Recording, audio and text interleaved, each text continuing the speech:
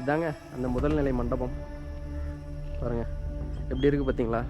அந்த காலத்துலேயே எப்படி கட்டியிருக்காங்க. கிட்டத்தட்ட இதுலேயே ஒரு 500 பேர் பக்கம் நிற்கலாம் போல் உள்ளேவே. அப்படி ஒரு மண்டபம் அப்போவே கட்டியிருக்காங்க. காலப்போக்கில் எல்லாம் சிதிலம் அடைஞ்சிருக்கனால இப்போ கொஞ்சம் கொஞ்சம் அப்படியே உள்ளூர் மக்களால் புனரமைக்கப்பட்டிருக்கு. ரொம்ப அற்புதமாக இருக்குது.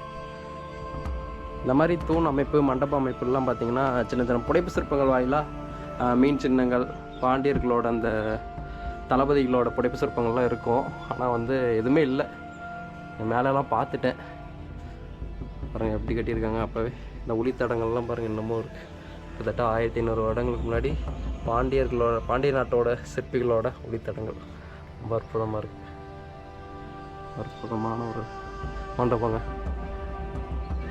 அப்போவே என்ன ஒரு ஆர்கிடெக்ட் இருந்திருக்கு பார்த்தீங்களா? தமிழர்களோட, அது முற்கால பாண்டியர்களோட கலை நுணுக்கமும் சிற்பக்கலை திறனும் பாருங்கள்.